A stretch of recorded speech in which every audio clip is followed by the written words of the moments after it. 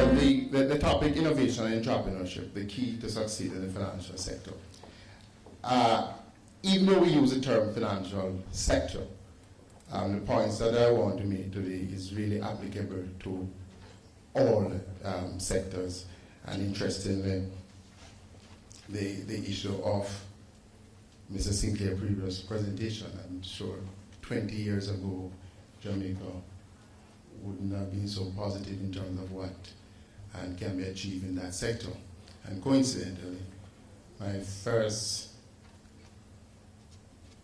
slide on this, and I'm not so sure if that fit into animation.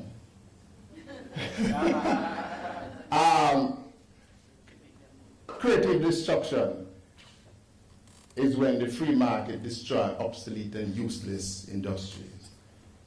And if you look at the expression, does that fall into your sector? Just be clear. Okay. Interestingly, so when does it destroy Wall Street? And while we are in the Caribbean, we have similar institutions as Wall Street.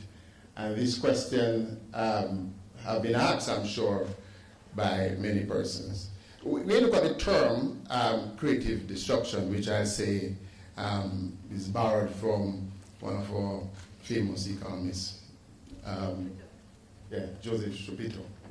And he coined the term creative destruction in his work entitled Capitalism, Socialism, Democracy, 1942, to denote a process of industrial limitation that incessantly revolutionized the economic structure from within, incessantly destroy the old one, instantly create new one.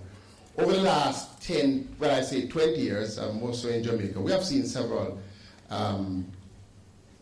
rocky phases in our financial sector.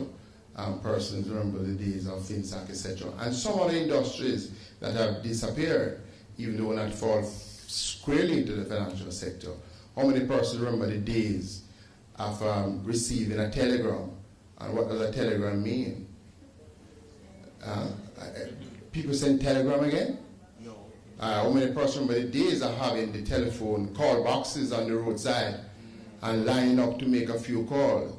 If companies like Telecom did not, innovate and become the simple, phones. I remember the first time many years ago going on a bus. Actually, those days was called SR1, and there was a gentleman in it with a telephone, and he was, we were laughing at him. How could you have that big thing and take in a bus? Because anybody in those days that have that telephone will be driving, yeah. And we know what happened now, with our fabulous thing. So when you hear the term creative destruction, if you just look on the face of it, you wonder what are they talking about and how is this applicable in the financial sector? It is very clear that if the financial sector don't innovate and create products that are relevant to modern industry, they will be replaced. We look at the broad definition, and in the interest of time, I just keep it simple. And to say that it is very clear that I could borrow that phrase, creative destruction, and say the financial institution have been going through that. What have we seen in recent years? Lost jobs, ruined companies, vanishing industry, aggressive takeover bids, and sometimes not aggressive, but actually takeover bid. We have a few in Jamaica. Fee resistant. Over the last couple months, Jamaica have been preoccupied with the amount of fees that the banks are charging. And the comparison is made that since 2007 with the recession, the banks have been constantly making profit. I will not get into my views on that, but what we say is if the banks, the financial institutions don't find a way to ensure that their products are relevant and people find value in it, then we're going to have more issue there.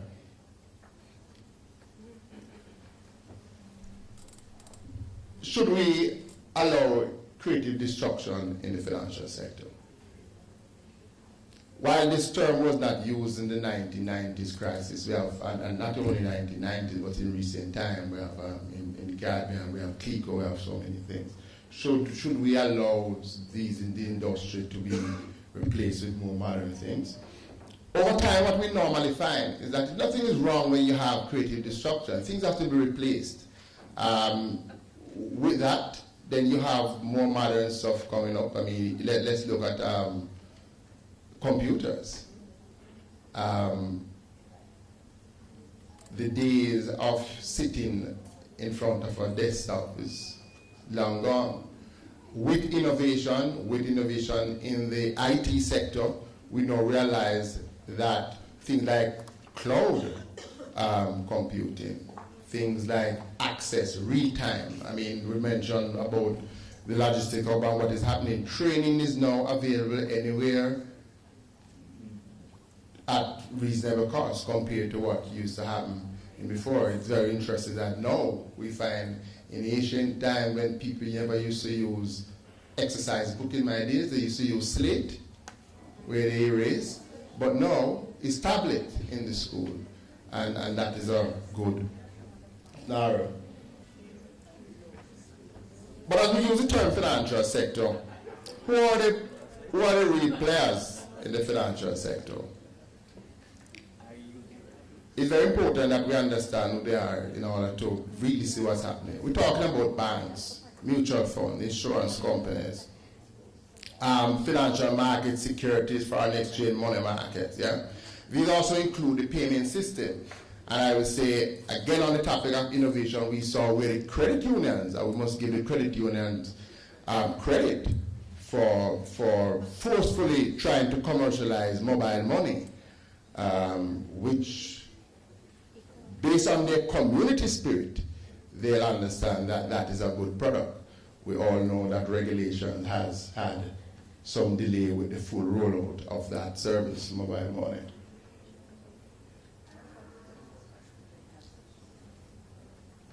In terms of the whole innovation financial sector,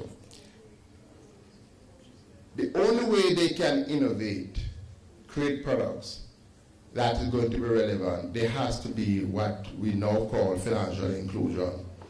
And what is financial inclusion? And the Center for Financial Inclusion envisions financial inclusion as a state in which all people who can use them have access to a suite of quality financial service provided at affordable prices, in a convenient manner, and with dignity for all clients. It is not okay for customers to spend 5 hours in our bank line, and some persons are able to, within 30 seconds. You have to be relevant. And that's the first one. Financial services are delivered by a range of providers, most of them private, to financial capable clients. The vision encompasses aspiration in 5 dimensions needed for a truly financially inclusive world. And I'll go through them quickly. It recognizes that people need a range of products that are suited to their diverse needs. These services will only be worth using if they are delivered with sufficient quality, convenience, affordability, security, etc., with the consumer protection in place.